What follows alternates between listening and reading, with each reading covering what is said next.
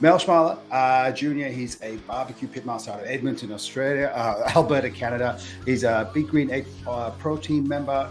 He's a live fire barbecue cooking instructor. He's a massive social media personality. If you haven't checked him out, you've got to check him out. And he's got the best damn mullet I think I've ever seen. And that's right. So if you're wondering who Mel Chmilar Jr. is, we're talking about the fire in the hole man himself.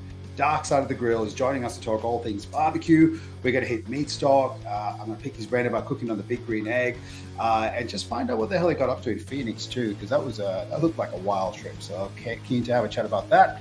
But before we get Mel on, I want to just quickly give a quick shout out to my sponsors. Firstly, Without Fear, who create clothing that inspire conversations. So 100% of their profits go to mental health projects that tackle fear as a barrier to getting help. To find out more or to buy Without Fear gear, go to www.withoutfearco.com. Use barbecue15 at checkout to get 15% off, or don't, because that means they get 15% more to help. And that's probably not a bad thing. And also check out them on Instagram Without Fear Co. at Without Fear Co. The next is Mama Melise. Some of the best hot sauces and mustards you're going to find. I love this stuff. It's obviously, Sri Lankan ingredient recipes, which is where I was born and raised. So I really love supporting these guys, and I'm glad they're part of the crew. And you go to mamamelise.com.au to check them out. And finally, Ground Zero Design Print Company, who create some of the amazing designs and brand logos you see in the barbecue community. They're based out of here in Geelong. So I love supporting those guys. Check them out. If you need some stickers, T-shirts, anything printed, check out Ground Zero Design and Print Company on Instagram. Amazing guys, so please check them out. Now, without further ado, the man himself, Mel Chmilar. Welcome aboard. How you doing? How you doing, brother, man? This is just updating my stories here for the show. You know how it is. Always working, working. There we go. Deadly. So how we doing today, buddy? How we doing today?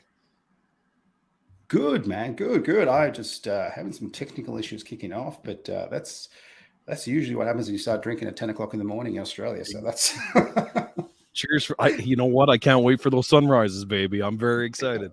I'm gonna hit a Devil's Bend lager, mate, because I think I'm starting to sober up already. It's too early. But nice. Cheers. And what are you drinking today? Right now, I'm drinking a little bit of everything. I got a White Claw, so I drink these when I'm not drinking. This is my tagline for these vodka seltzers, right? And then I got a bunch of Modelo's just real quick, down the. I've got to try those Modelo's, man. You keep putting them up on your stories and stuff. It sounds amazing. It's a Corona, but it's nicer than a Corona. You know what I mean? So right, it's tasty. Like a grown-up Corona. Mm-hmm. I like it. Exactly. I like exactly. it. Hey. How's that sunburn going? Is that you sort of feeling a bit better after the bit of sun in Phoenix? Oh man, so I haven't ever been to Phoenix. Phoenix is a bit of a weird one for me. It's like a desert kind of atmosphere, right? So as soon as I got there, the stress of the airport, I needed to decompress a bit. So I hopped in the hot tub. And I was in like the crackhead district of Phoenix, which is kind of wild all in itself. So I was able to just do whatever I kind of wanted because no one was going to stop me. I grabbed a case of these White Claws and I went with a couple of cigars and sat down in the hot tub. And I was laying in the beating sun, not really paying attention to the fact that I've been in winter for the last 9 months, right? And, maybe the old coat needed, a bit of tender love and care before we jumped right into it. So I'm peeling like an iguana now. There's nothing I can do about it. But I had a great, but right out of the gate, right? First day in Phoenix, and right away I could feel my skin was tight. It was like two sizes too small right away. And I knew, which is, I think, going to save me from the sunburn I'm about to get when I come down and visit you guys. So, magic trick, right? Maybe that was it. Yeah, that is the conditioning for Australia, actually. That's so it. Well. You've done well. Yeah, there's a silver lining to every party I find. So there you go. No, it's awesome. And look, that trip looked amazing, man. The people you were hanging out with, you got some Miss Steve, Seattle Butcher's wife, Al Fragoni, who's coming to Sydney as well, which I'm really excited about. Yes. Brad Prost, Dan Phelps, and Jacqueline Duffin too. Like she keeps sneaking into photos. I'm like, hey, I know that person. Tell us about it, man. Like, how did what came together? Because you guys look like you're cooking in someone's backyard and just having an awesome time. So this was the book release for Chilies and Smoke. So Brad Prowse, his book Ah, just came out, and this was his book release. So we had to cook a gotcha. bunch of dishes to roll his book release out. Right? It was awesome. It was a good time. A lot of us we've partied together before, cooked together before, whatever, and then a couple of new ones, and it was a wild time. So any chance you get together with the barbecue family, it's always a great time. Absolutely, man. I mean, that's like we're obviously going to talk about meat stock a little bit, but that's meat stock in a nutshell for me. It's like every meat stock is like literally getting together with the barbecue family and just having a bit of fun. Um, and I saw Al was cooking that frog chicken. Yeah, yeah, he loves that That's chicken. just unnerving to see being cooked and served up. It's just I've got to give it a go though. It looks like a bit of fun. It is really that juicy. So this is one of my big things. Like I'm a hard sell for the big green egg. I've grown up on it. I absolutely love it. And if you've ever had a smoked or roasted chicken off the big green egg, you know they're juicy, they're tender, their skin is crisp. It's absolutely perfect. But Al brings this other level to it with the live fire, and it takes twice as long, right? Yeah, it's getting that smoke from the wood and whatever. But the way that he does it, it's just an awkward gravity. yeah. It just the way it's set up, it renders out almost zero juice, so that when you rip a leg off, it just leaks everywhere. It's crazy. So it's good. The juiciest chicken I think I've ever had was from Al's frog chicken, man. It's such a great way to do it. I think honestly, breaking down the muscles and the parts the way that they do is the best way to reserve the fluids. Yeah, that's not real because you're not cutting through any of the muscles. Exactly. He was disconnected. Yeah, that was unreal. It's on the list of things I want to try because I've got I obviously cook a bit of barbecue myself, but live fire cooking, man, that's just you've done quite a lot as well, and just seeing Al do what he does, it's so cool, and I think it's catching on more and more, which I love seeing, and I can't wait to see obviously you here in Australia as well as Al just cooking it up. It's going to be epic. Yep. Yeah, we've come. Man, the barbecue scene, especially between Canada and the States, right? We've come full circle. We went from the Weber kettles out in the backyard next to the pool, right, where you're cooking on charcoal and briquettes and stuff.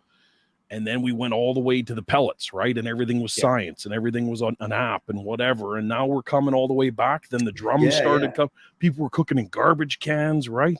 And now we got the romance of that live fire, bringing it all the way back to the Neanderthal times. It's pretty neat, man. It's like a whole decade, summed into like a couple of years of drastic change through COVID. I think it was like multiplied by 10. So absolutely. This should have took 10 years to do, but I think through COVID and people being out every single day, it did something crazy where it just multiplied our whole timeline by 10. So everything went through everything so quick and so drastic, and it was wild, man. It was wild to be a part of and see the wave from my side of the border, the south side of the border, right through to everywhere, man. It was really cool. No, it's unreal, and I think you're absolutely right. I think that those couple of years of craziness, it really condensed the timeline on a lot of things because people had a bunch of time, and I mean, what I'm doing here right now is because of it, right? So I started a live show that was just, we got nothing else to do. Let's cook some barbecue and talk about barbecue and see what happens. So it really did condense the timeline as much as it felt like forever. I think looking back, you're going like you got this 2 years, like you said, probably equals 10 years quite easily in some of the areas. But I mean, speaking of that time, and you started. I mean, tell us how you started because you've been cooking for a long time, but you're a bit late into the social media realm. But you came in. And you've gone like 100 miles an hour straight out of the gates. So this is the origin story for Mel here. I'm a journeyman welder by trade. I work up in the oil field. Alberta, up in Canada, is the second Texas. So whatever you've heard about Texas, Alberta's the exact same. It's just on the other side of the border and it's frozen for 9 months of the year. But we've got tons of oil. We've got our beef is some of the best in the world, right? We're definitely going to throw down anybody questions Alberta beef. It's huge. It's really good. It's agriculture, it's ranch land, and it's oil field. This is what we do. It's been amazing to me because I've cooked huge pieces of beef my entire life, right? but it's always been for family events, weddings, funerals, graduations, whatever. It's never been traditional Texas style barbecue. This got popular up here just in the last couple of years. Before that, we've never seen it. We're a lot like Australia. We're kind of, away from the rest of the world in that regard. I've done a lot of research on you guys and how you've come about, talking to Jess Pryles and stuff like that. Like it's kind of neat how, we're kind of segregated from everybody ourselves. I like to think we're 5 to 7 years behind the States and whatever they're doing is we play catch up all the time. Right. So it's pretty cool to see how this is moving, and I'm able to just kind of dance in between the two different playing fields. Right. It's pretty cool. But, the way that I ended up on social media cooking. So I did it for myself, and I did it for when I started welding. I would cook for the safety meetings. I would cook for, working lunches, right? Because I was able to cook for large amounts of people really quick. Being a Ukrainian, I grew up with my grandmother in the kitchen and stuff. I was always where, one, the food was, and two, where the fun time was. So that was, you know what I mean? I always stuck to the kitchen. So absolutely. As soon as I could, I cooked for company events, staff meetings, whatever. It was better than being in the back welding. I was able to stand outside and, have a cigar or whatever and barbecue, and no one, gave me any flack about it. So it was a good time. And one of these safety meetings, I caught a kid that used to work in the wash bay, washing our oil field equipment. And he'd take a plate of food and he'd go stand in the back. And I saw him taking pictures of it. And after maybe the second or third time, I said, dude, it's really weird what you're doing. What are you doing back here? And he said, every time I put pictures of your barbecue up, I get followers on Instagram. And I said, Instagram? That's for 16-year-old girls, man. What are you doing on there? And he's like, no, man, there's a whole ton of food people on there doing all kinds of. 4 months later, I had over 4,000 followers. That's unreal. And I just never stopped. From there, it steamrolled. I got an invite from Big Green Egg. I didn't believe it was the actual account, and I ignored it. Yeah, I heard that. 6 months. 6 months I ignored it. And then someone on the team was like, dude, they've reached out to you. Did you not get it? And then I was like digging through my junk mail like crazy. So they flew me out to Atlanta, and that was it. The first time in the United States was with Big Green Egg. And it was like an eye-opener. We're talking 2018, maybe 2019. It was a huge eye-opener. And then COVID hit. So just as I got the taste of like the world and all of this other stuff, shut me down, which is how I came about building that smoker, because I was stuck here and I couldn't do anything. And you guys, much like us, was crazy with the restrictions and stuff. We were locked completely down, like done deal. Yeah. So I built a smoker in my spare time at work, because the oil field doesn't stop. Even with COVID, they had someone wash door handles. That was as far as they went with COVID, get to work and whatever, right? So this was just wash the handles. Yeah, there was zero traffic on the road, right? There was nobody going to work except for us. It didn't make any sense to us, but still get to work, get your stuff done. So I built a smoker. I built a 750-gallon, 22-foot trailer, and I just built this monstrosity of a smoker, and I just didn't let it stop me. And then as soon as I got my first invite to the States, they still said it was a travel ban, complete travel ban. I wasn't allowed to travel. And they said, well, we'll pay for your plane ticket. Just try it and see what happens. And everybody, my mom, my dad, everyone was like, you can't go. You cannot go. And I went. And I ended up in Fairhope, Alabama, in the peak of COVID, through everything, on a beach in the Gulf of Mexico, cooking an alligator with Al Fragoni for the very first time. Met him on the beach. And it was that was our introduction, was just a crazy coincidence. He had seen a video I had done in 2016, I think, with me cooking beef ribs in the middle of a snow blizzard. And he thought it was just the funniest thing in the world. And he's like, dude, I've seen a video you've done already. And I'm like, cool, let's talk, let's whatever. And then we became instant friends. And it all came together from there. But yeah, it was this whole thing has been just a dream and insane at the same time, and amazing. I love every minute of every day that I do this now. It's crazy every day waking up doing this as a full-time job. That's unreal. And I mean, you sort of see the progression. And I think what catches most people's eyes, and I think I've sort of heard a few times you've sort of mentioned in the past, where people come up to you and they're like, like, they got you got these chefs, you're surrounded by all these chefs at these events. Yep. People want to come and see you and talk to you.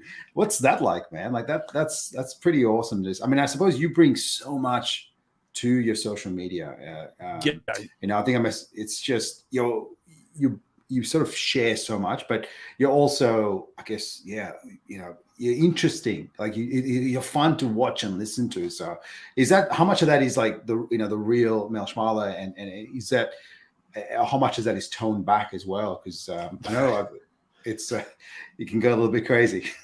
So here's a true story. What you see is just the tip of the iceberg of who this guy actually is. I have to tone it way back. Big Green Egg is a huge family brand. Yeah.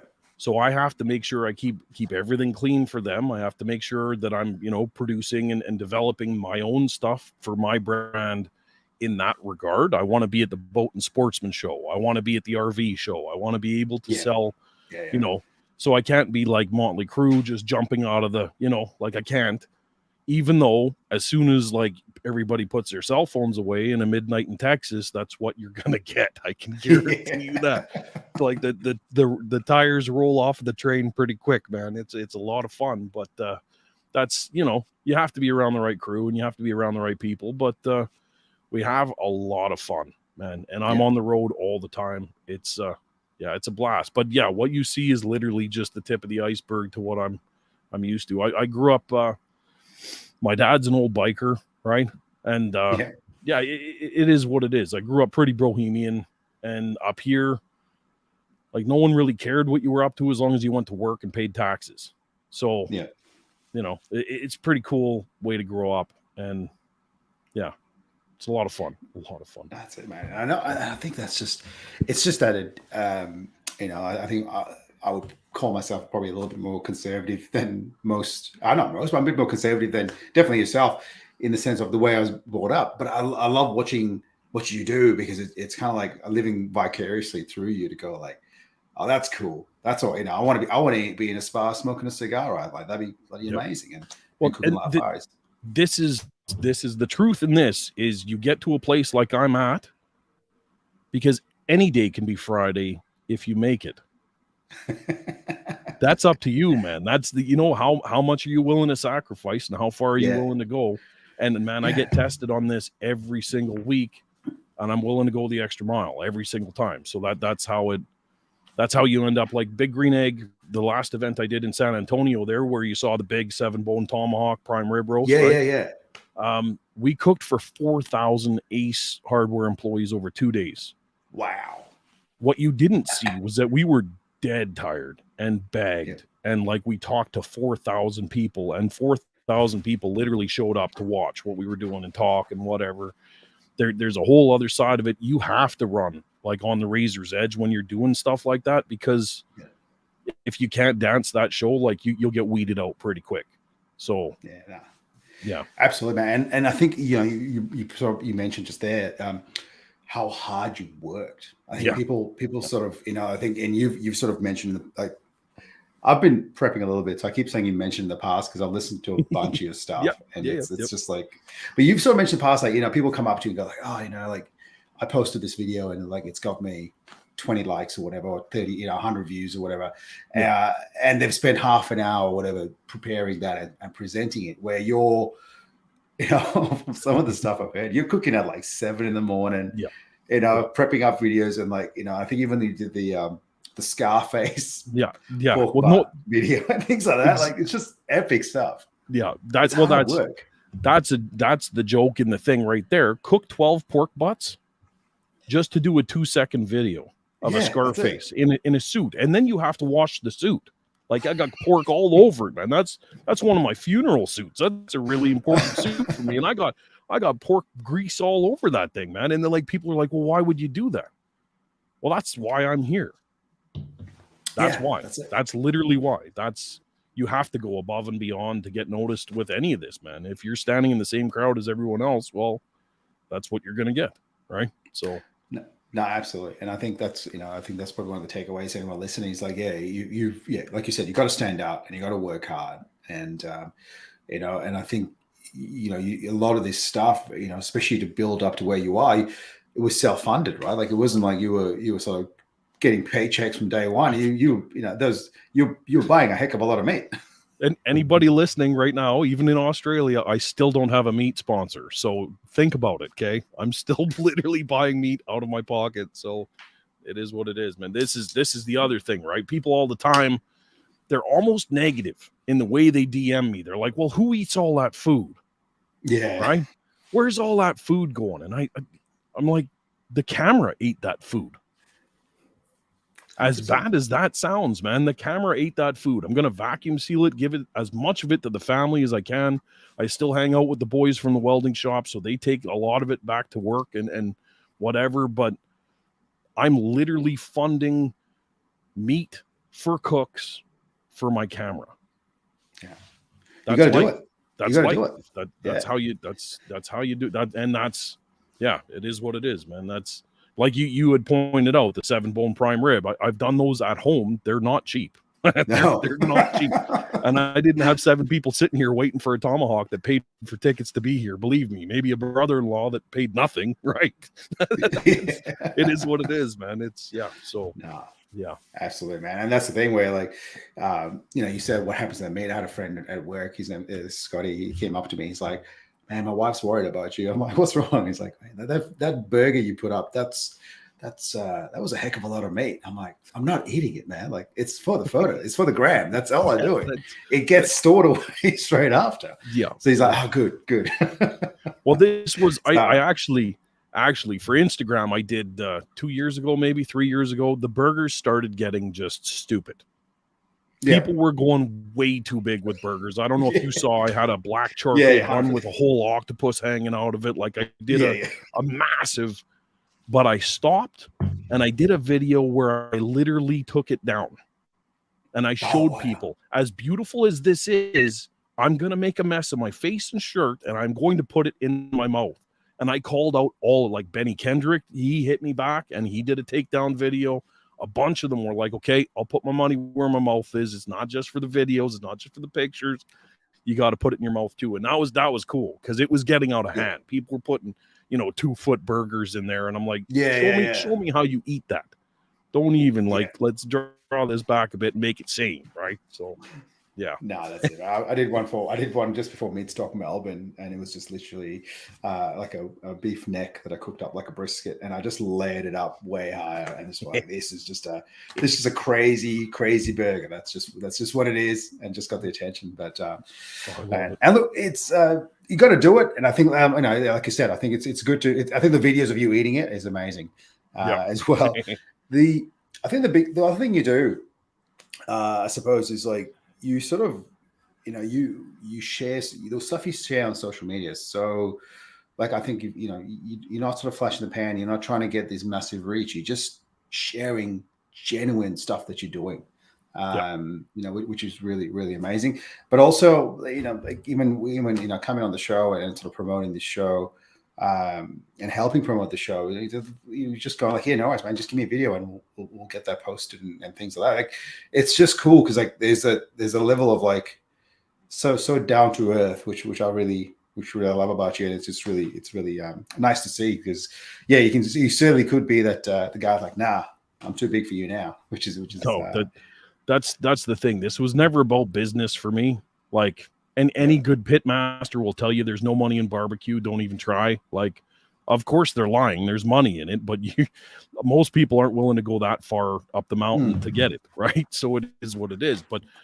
man, as soon as you take that cheeky whatever, to me, your game's going to end, right? I came in here as a tradesman, and every time I push a brand or a product, it's something that I would have had to work a really crappy job for a really long time to buy. And I still have that mentality, man. So like, if I'm pushing a thermometer, you better believe I know it works, right? I've gotten loaded and left it in the egg and it still turns on. I'll let you know that, and you'll see the reel about it, right? Like, this is, I'm totally honest with what I do because I know someone will call me out on that someday, and I better be there to back it up. And that's the best way that I was raised that way, right? You're only as good as your last gig. It is what it is. So get out there and make every single one count. No, that's it, man. And all your sort of live cooks that you do just seem to be, Yep. a lot of extravagant, big size meats, and you sort of do it so well. And yeah, I totally agree. You can't just be, if you start promoting a different brand every single week, it starts to Yep. get people sort of notice. Well, the true story, man, at a live fire event or any of those barbecue events, if you don't like my cooking and you bring it up to me, I will get you so drunk you forget all about it. So I've never had a complaint, man. That's my magic right there, man. Yeah. It's just like, hey, by the way, here's a beer. Let's see how we go. Yeah, exactly. No, that's it, man. I look, and I can't. I mean, look. Sorry, I think I was gonna. That prime rib, that whole 7-point, tomahawk. You cut it open, and it's just like, perfectly cooked inside. And then, this is the video recently, I think, that you posted, and Big Green Egg posted as well. Then you just take this rib and you put it on, like, I think was it a Big Green Egg medium or a mini max? The mini max, yep. It was the mini max, yeah. You pop it on this mini max, and it's just like it looks so small.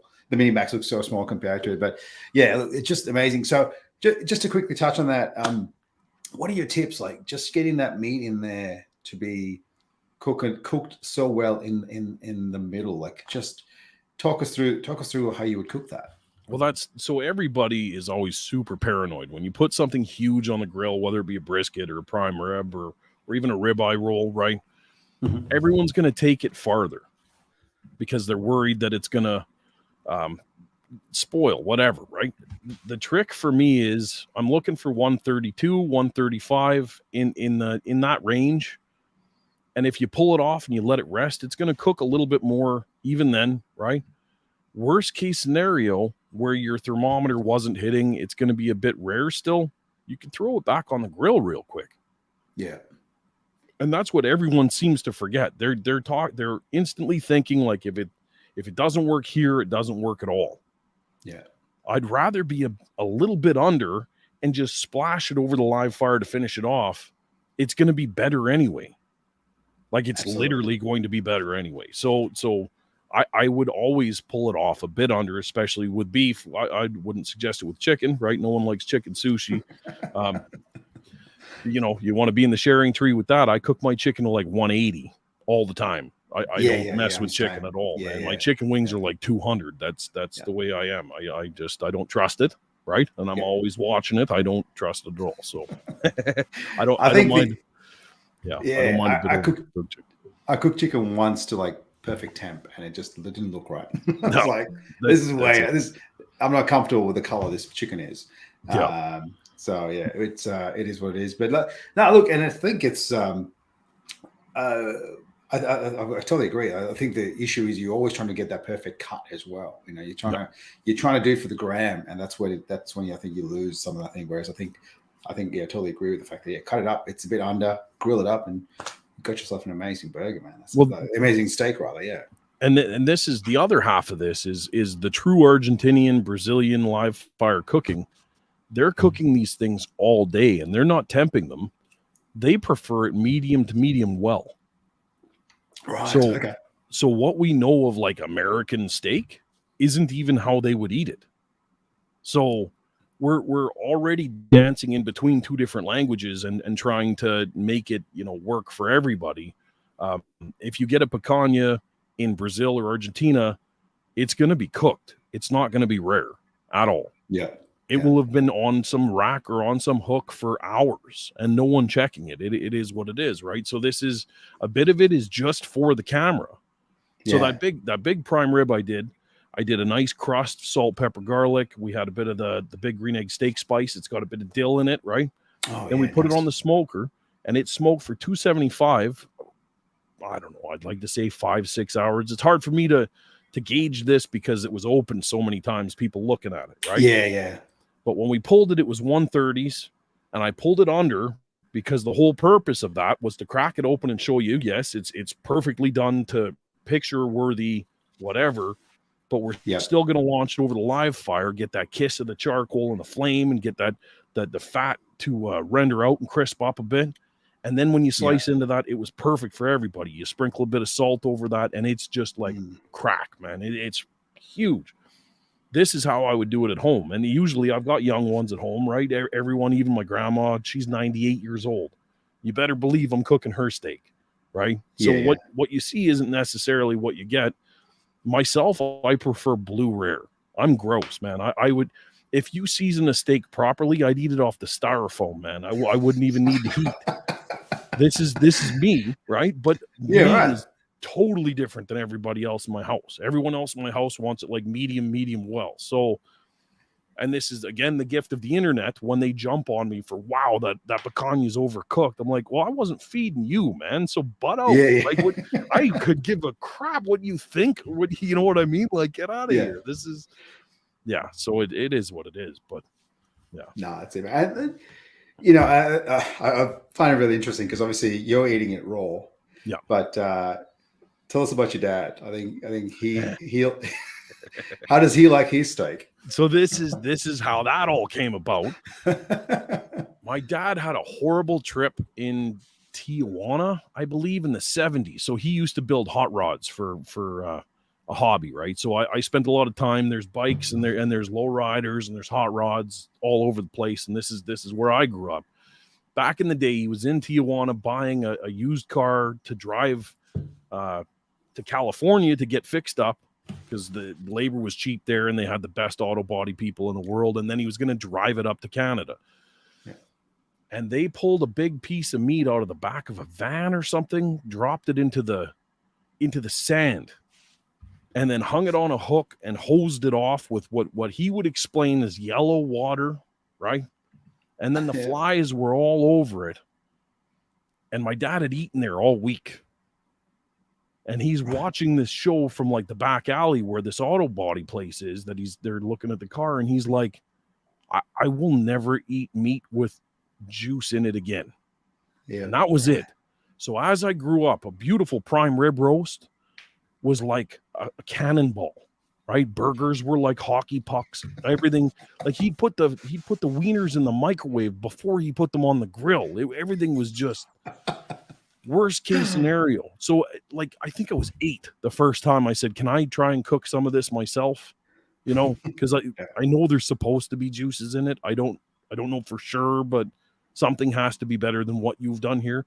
If you tried to eat one of his roasts or steaks without gravy, or at least like a quarter liter of ketchup, you couldn't get it down your throat. And that's how I grew up. So now I'm the polar opposite. And he watches me eat and he's like, you are disgusting. Like you can see in his face, he's just horrified by what I eat. And now I could care less, man. I'm like, you know what this tastes like? Nothing you've ever done, sir. Just so you know, like this is, yeah. Oh man, that's such a good story. I that's more than I've heard in the past. So that's yellow water. Oh, you know, the whole story, and it is what it is, man. This is how you go to India and you see someone holding a piece of meat with their feet and they've got a cleaver and they're cutting and then hanging, right? Different cultures, man. It is what it is. I totally get it. I hope one day to backpack everywhere and just, that's why we have bourbon. Right? Absolutely. Worms don't live in bourbon, man. Worms do not live in bourbon. That's it. It's a great cleanser. Now, just on that too. Like, I mean, I'm from Sri Lanka, and every time I go back there and I go to the meat markets there, and it's just like nothing's refrigerated. Yeah, everything's hanging in like above room temperature, and it's getting cut on the same chopping board, which is like an old log that's been had legs put on it. You're like, yeah, this is good. This is good. But I've been like so sick in Sri Lanka. Every time I go there, I'm like, far out, man. This is, I got to stop. Anyway, look, it is what it is. You're not day drinking. That's your fault. See? That's true. Day drinking. Stone cold sober. Yeah, stone cold sober. Yeah. This is my joke now. Yeah. So what, day drinking's it's really addictive. Breakfast beers, it's a thing. You should try it. Yes, yes, it is. Yes, but it's going to be super fun when you're down here. Now, look, before we sort of get into meat stock and what you're going to do there, I just want to touch on a few things on the Big Green Egg because I've sort of heard, and I didn't get to find the video, but you did a whole hog in a double XL. Is that right? Yes. How'd you manage that? So here, this is a neat magic trick that Mel does. I did a 65-pound hog in a 2XL by removing 3 pieces of the spine. Right, so when you flip it open and you're cleaning it up, and I did it like racing style, but it had its feet on, it had its hooves on, the whole 9 yards, snout was all there. So it was a complete hog, but I knocked three discs out of the spine just to accordion it in a little bit. Yeah. And it fit perfect. And the 2XL has those 2 handles, so you can literally like wedge the butt in one side and the snout in another. Oh, yeah. It works absolutely perfect. So then after Ed Fisher, the man who started Big Green Egg, when he saw me cook one of those at Eggtoberfest, and he was like enamored by it. He gave me a hug, the whole 9 yards. It was really cool. And it ended up just perfect mahogany color, crispy skin, the whole 9 yards. So it couldn't have went any better for the whole group that was out there in Atlanta for Eggtoberfest. After that, it was my personal mission to do 2. So I found 2 35-pound, and 35-pound is still a proper pig. Anything smaller than that, you start looking like a cat or a dog or something, and you don't want that. So they were still pig-looking pigs, and I was able to do the yin and the yang in a 2XL. Cooked 2 of them at the same time, and it was, again, perfect. Just perfect. So the only thing for anyone that's going to attempt this, put some serious thought into where that fat renders out, because there is enough grease to come off of those that it will literally put your fire out. So you have to have drip pans, man, drip pans, because it will literally just choke your charcoal out. So yeah, it's it's something neat, but yeah, it's totally doable. 65-pound pig is totally doable. You remove 3 pieces of the spine, ready to go. Or I did 2 35-pounders, same deal. So that's crazy. I've got a mini max and a large. I can't even comprehend how big a 2XL is. It sounds ridiculous. I don't see that much in Australia. Okay, yeah, they're actually not as massive as it sounds. Right. Once you play with them a bit, I think they're 6 inches bigger or 8 inches bigger than an XL. Oh, okay. Yep. Yeah, so they're not 3 feet. You know what I mean? I think they're 30 or 32 inch. They're not that huge when you actually start using them. You know what I mean? It's yeah. And how many eggs you got at the moment? 9, maybe. Yeah, I have a lot of eggs. I even have one sitting in Texas, in Comfort, Texas. It stares on the Guadalupe River because I spend so much time down there. Yeah. That we set one up there so that I can get content when I'm down there. That's all right. And I heard you're not a fan of burping the eggs. That's one of my. I just fly by the seat of my pants, man. I'm always in the middle of the hustle and stuff. And I when I saw burping the egg, I had already cooked on it for about 5-7 years. Yeah, right. There you go. And I was like, why would you do that? I don't do that now. Why would I? And I honestly, truth be told, maybe I had 1 or 2 fireballs pop out at me, but I assumed it was the fuel that was in there and not just the air exchange and whatever. I'm not saying that everyone should stop burping their egg because, heaven forbid someone's out there in their deck shoes and their polo shirt and they lose their, eyelashes. I don't want that to happen. But for myself, with a Fu Manchu and a weather, and a mullet, I've been lucky. Knock on wood. I've been lucky for about 10 billion times opening it. So I'm just going to keep doing what I'm doing. That's some decent stats. Now, and a while back, I was I'm not sure if you do this, but I like to clean the Big Green Egg, and to clean everything inside, I just let it rip, like just incinerate everything inside. Just the best way to sort of get some of the grease and all that muck out. Yep. But I for some reason it went so hot that I couldn't open the damn thing. Yeah. It was stuck. I'm like, oh, this is not good. This is way past burping. What do I do now? Yeah. I mean, thankfully it cooled down and it was fine. But I was like, whoa, okay, that got hot. They got hot enough to go like it seized up on me. So, but geez, they can get very hot, those eggs. Oh yeah. I have a large that I reserve just for pizzas and nachos. Yeah. And stuff like that. And that sucker has no gasket. And it's from 1984, I think. So it has the hinges. If you open the lid, goes straight up to a 90 degree. Oh, So right. it's not the 45 like you're used to. It Full opens to a open. complete 90. So that's when you see I put my Carson Rodizio up with all the kebabs. The lid is able to stay completely straight up.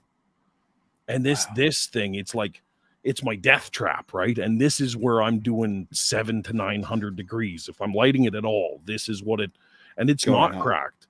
It's not cracked. It's still in amazing shape. Even without a gasket, I know I shut it very gingerly when I'm, to be aware of that. But there's no point in putting a gasket on it because I'm about to burn it off again.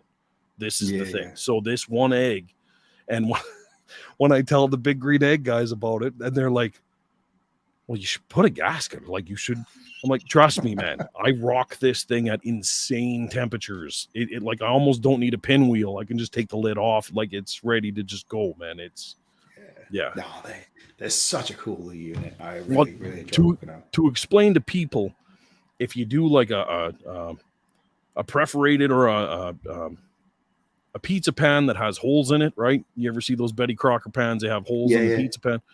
You do that, a layer of nachos, a ton of cheddar cheese, and then you put your pre-cooked meat, chicken, whatever it is, a layer of onions, layer of jalapenos, maybe some black olives. Then you do another layer of chips. Then you do another layer of cheese. Then you got like green onions, whatever. You can go like 4 layers thick, make a mountain of these nachos, get that thing up to 700 degrees, and then throw that in there and shut it. You will end up with something better than you've ever eaten in your life. Because it'll do the brown cheese on the bottom, like the spider web crispy cheese.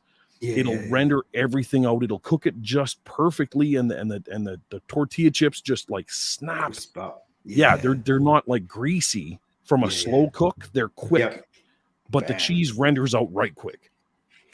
And it's just like I could go for some right now, just knowing what I know of them. Like as soon as I start talking about them, I'm like, now I need nachos. So yeah, it's I think every day I'm a huge fan of nachos. I have to try that one. But look, they're unreal. And look, it's fun seeing you cook on those because you just go you go nuts with those things, and I think you push them to some limits, which is great. This is my Minimax cooks. I'll cook a whole porchetta on there. I'll do it instead of doing it the long way, I'll roll it up nice and tight so it's only say 13 inches wide, right? And I'll stuff a whole porchetta on a Minimax. And people are like, I've done whole duck. Yeah. And right away, all the guys have been great. I had no idea you could do that. I thought it was for 4 burgers and hot dogs. I'm like, no, man. If that's all I got, I'm still cooking my stuff. I am going to push whatever equipment I have to its absolute limit whenever possible. That's Minimax. I mean, yeah. I was going to say, I mean, it's only a couple of ribs, but I was able to fit a couple of decent ribs in the Minimax. And all I love about the Minimax is I've taken to a mate's house, and like we're watching the Super Bowl, and I'm there in the backyard just cooking some ribs. I'm like, guys, and at halftime hits, you're like, yes, I have some ribs. So I love the fact that you just chuck it in the back of a car. It's just, it just does the trick. No, you can do beef ribs. Do a four bone plate beef ribs. Right. Cool. Just cut 2 of them, make a seam in them, and then fold them kind of over. Oh, right. Okay. And then it fits. Like any port in a storm, man, you figure it out. You make it work, right? And it's, people are like, well, you need a large for this. No, you don't. You can cook it on a Minimax. Just make it work. And I'll just, the way it hangs onto moisture is unreal. I had like pork ribs done, and I think it took me 2.5 hours, 3 hours for like ribs that would normally, take 4 or 5 hours. And I was like, oh man, this is not good. This is going to be, well, this is, and I took them out. I'm like, oh my God, this is just, they were just perfect off the bone, just the way I liked it without being, too crazy and too dry. It was so good. Yeah.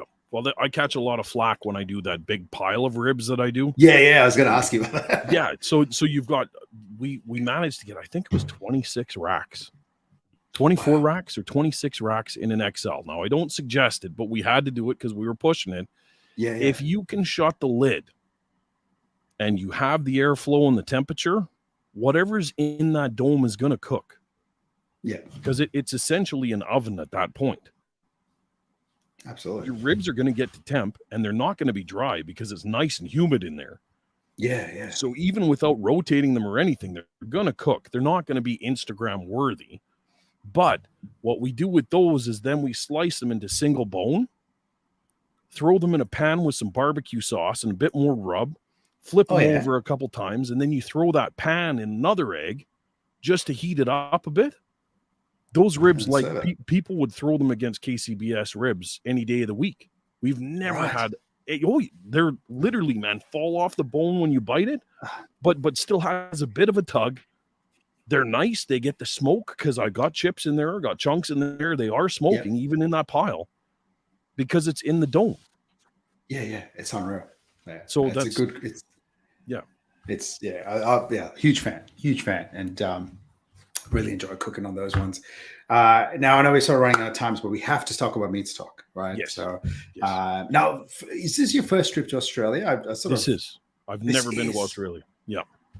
That's good. You're gonna love it, man, and that's gonna be so good. So you're coming to Meatstock Sydney, which is probably it's massive, and some awesome rock bands playing as well. But you're cooking with the Phat Boyz. So Phat Boyz out of Walloon in Queensland coming down. Yeah. Do you tell us about it? What do you got planned, and what are you looking forward to? Well, I've been watching their stuff. I've been checking them out. Jay was like, "Trust me, this has been meant to happen for a few years now. I'm very excited to put this together." Just the idea of having a salty crock all on its own, like dry. Man, I can't explain to you how excited I am to just. Because it's the same, but it's different, right? Everything is the same, but it's different. You guys flush your toilet, it goes a different way. You better believe I'm going to do that like 100 times when I'm there because I need to see it. I'm scared to death. The 10 most venomous snakes in the world, 8 live in Australia. God doesn't like you. Apparently, this is what's happening, right? Same with spiders, whatever. Like this is, but at the same time, like as long as I don't get bit by any of them, I'm going to have a blast messing with everything that I come across. So I'm very excited for this kind of stuff. I'm a very, I like to do stuff. I'm very pumped to see this crowd. I see it's got a huge rockabilly kind of, and this is right up my alley, man. I used to be the James Dean.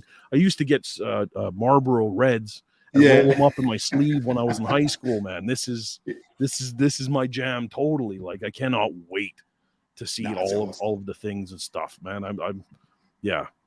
It's going to be all. It's unreal. Look, and I mean, I'm late to the Meatstock scene. So my first Meatstock was last year, and I went to every single one in Australia last year, and we're heading to every one in Australia this year. And it's just a bunch of fun. It's so good. But I think you're going to bring a whole nother level because I haven't seen a croc yet at Meatstock myself. And I know Luke's got some plans and he's got a whole bunch of live fire gear ready for you as well. And I think he's looking for a goanna. That's what he was telling me the other day. So it's going to be epic, man. Like you're just cooking anything that moves in Australia, you're going to be cooking. Hopefully, that's. I love it, man. That was the joke we had. Was everyone was like, "Are you going to fight a kangaroo?" And I'm like, I don't know if there's laws on this or what, but because your kangaroos look a lot like our deer, but they've gone to prison. they're like totally jacked, right? That's the joke. It's like it's a deer that's gone to prison. So I'm like, I don't know if we can do that. Yeah, there's big reds, man. There's big reds. They'll get you.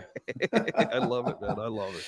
Yeah, it's a lot of fun. I must admit, I've only ever seen a wild snake once in my life in Australia. I've been here for 23 years. So it's not a common thing to see a snake unless you're in the farms and things like that. So, but yeah, look, it's great. And look, one of the things I help run and at Meatstock is something called the Beard and Mule Wars, which is basically just a great celebration of all things male bodies and things like that.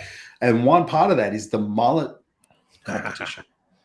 Now I don't know what you do, but you've got to get on stage for that, man. That'd be so good to see you on stage and give that a whirl. But so basically we just parade a bunch of mullets on stage, and then we have a competition. So it's good. So you got to make sure you do it. But and I suppose why you're here too is I mean, besides cooking live fire, is there anything else you're doing that people should be aware of? I'm hoping to have something with Big Green Egg in Australia. So Big Green Egg Australia. I'm trying to think of the name of the shop, but we're hoping to have a demo going. I believe Monday or Tuesday. So if you have that info, splash that. Do whatever you do. But yeah.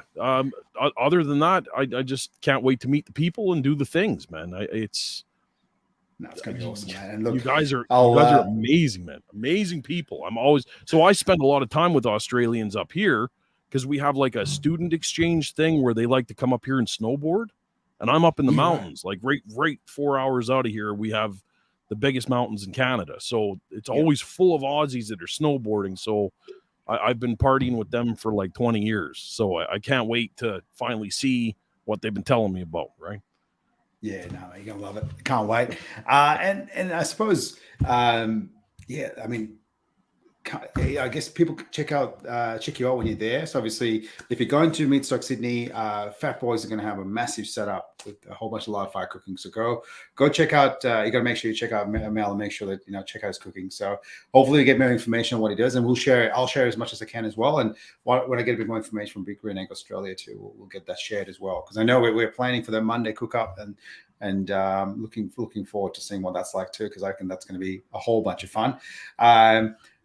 Before I let you go, one thing I really want to ask, and this is, there's a lot of people that talk about, like people's branding and people's, this is my brand and this is what we do, and this is what I say. But one thing that you did was you sort of started saying "fire in the hole," yes, which is caught on really well, and obviously that's. It comes from your welding days, which I thought was amazing. So it had a pre-barbecue meaning as well. Yes. But you went and trademarked that, man. Like what? I definitely did, yeah. What? How much effort did that take, and what does it mean now? Almost $15,000 American is the effort that it took. Yeah, that's like $100,000 dues. Exactly, with $0 back. You know what I mean? Because I haven't marketed it at all. But the reason I did that was from my welding days when you were lighting a huge torch. So in Canada we call them a tiger torch, and you're about to preheat the steel before you weld it. You let anybody that's skittish know by saying "fire in the hole." And this term actually started in Vietnam, World War II, whatever, in the military days. This was how they would launch they would let the boys know before they let it go.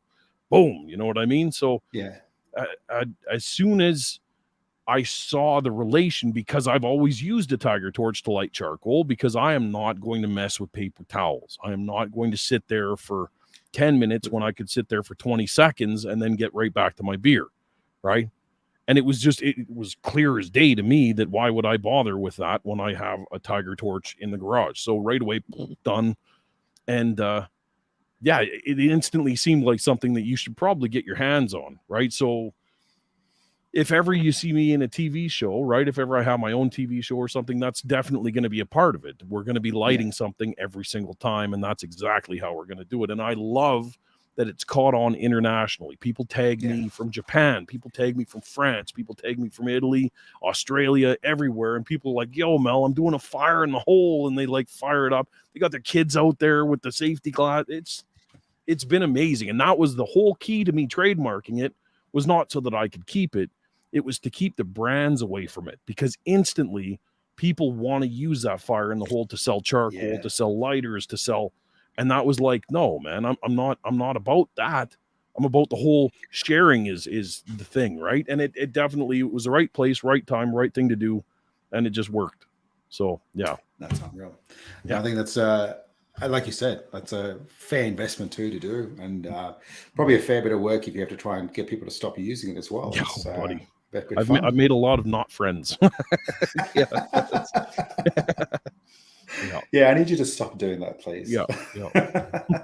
No, it's awesome. Now, one thing I always like to ask everyone that comes on the show is, who their mentors were and who they find inspiration. Because I mean, you inspire so many people. I think I messaged you just yesterday saying, you know what, I haven't been in front of the camera talking and sort of connecting with people, which is something that you sort of attest so much to your growth, is that you literally take people on the journey, right? It's insane that you do a heck of a lot more interesting stuff than I do on a weekday. So it's your story is a bit more interesting. But yeah, who's your mentors and who do you sort of look up to these days and sort of go like, man, I love what he's doing, and I get so much from it. Well, so you passed on now, but my mentor in life was Hunter S. Thompson. Dr. Gonzo. So if you ever saw Fear and Loathing in Las Vegas, where the Buffalo roam, Bill Murray did it before Johnny Depp did it. Check Bill Murray's movie out because it was amazing, right? That character was based on a real person who just didn't care. Didn't care if he made it to the next day or not. He wanted to tell people in his eyes what he saw of everything. He was a bit of a raconteur, you know what I mean? So this is kind of what I'm trying to bring to barbecue is like, you drop me in a place I've never been before, Australia, for example, right? I've got NHL hockey players that watch my feed that are like, I've never been to Australia. I'd love to see what Mel thinks of this, right? They're going to tune in. They're going to want to see my take on like what I see. And that's why everything, like you said, I like to share even the weird things that people don't want, like me flushing the toilet. I will do that 100 times because people, they want to see that, right? I'll probably have a White Claw in my hand or something. I don't know what your laws are on cigars and stuff. We'll figure all that out when we get there. But this is the stuff. Yeah. So Hunter S. Thompson for sure.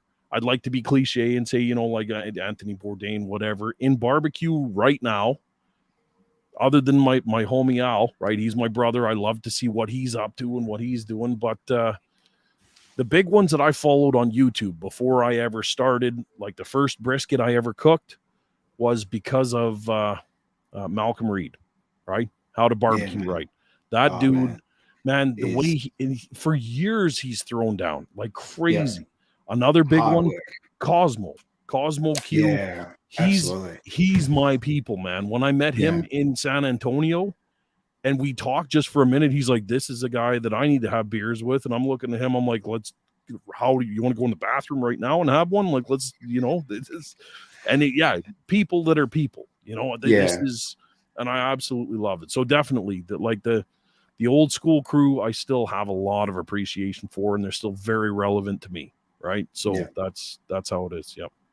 That's it, man. And look, and a huge thanks to you, man. Like the way, you know, you're sort of, you know, we talked about Australia and even Canada being 5 to 7 years behind potentially where the US is at. But it's people like yourself that bridge those gaps, you know. It gets people going. Like, and you see that even the Phat Boyz barbecue, the guys that what they're doing, you know, they're drawing some inspiration and bringing it down, and they're driving that live fire cooks in Australia because that's a whole nother realm. So yeah, thanks so much, man. It's been amazing. I'm loving the journey myself and what I'm doing, and I feel like I'm sort of doing this kind of stuff, and I'd love to share the stories a bit more and get that sharing. But at the same time, you know, love cooking some barbecue and seeing some crazy stuff you do, which is so good. Awesome, brother. Well, I can't wait to meet you in person. It's going to be absolutely deadly. Oh yeah.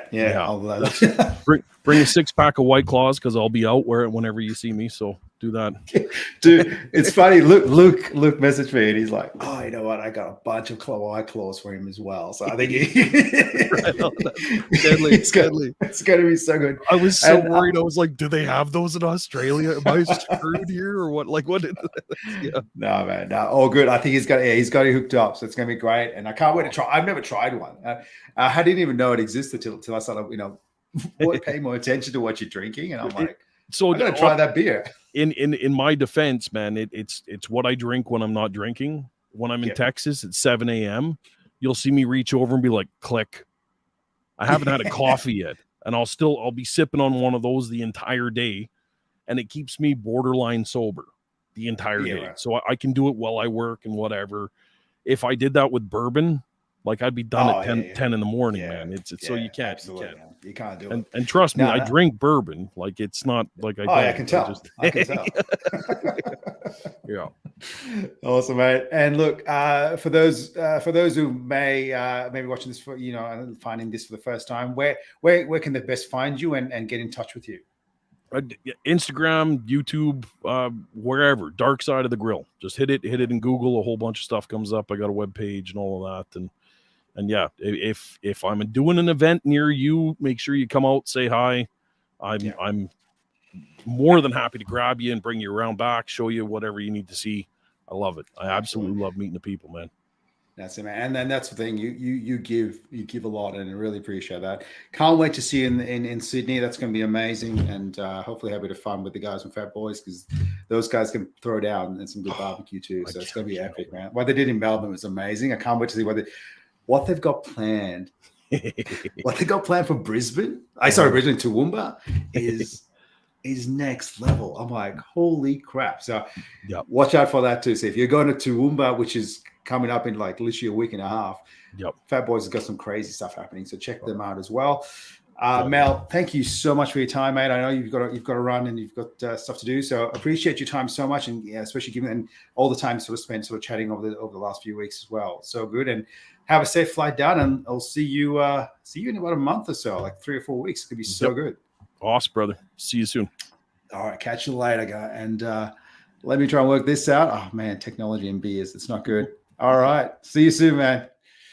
Cool. So that was Mel Chmilar from Dark Side of the Grill, talking all things barbecue, Meatstock, and things like that. So he's going to be here at Sydney Meatstock. So make sure if you've got tickets, and I'm not sure if there's tickets left, but if you can get into Meatstock Sydney, make sure you make that, because he's going to be cooking some crazy stuff. Crocodile. I think there's Goanna coming, and just the guys from Phat Boyz Barbecue are going to do some great stuff as well.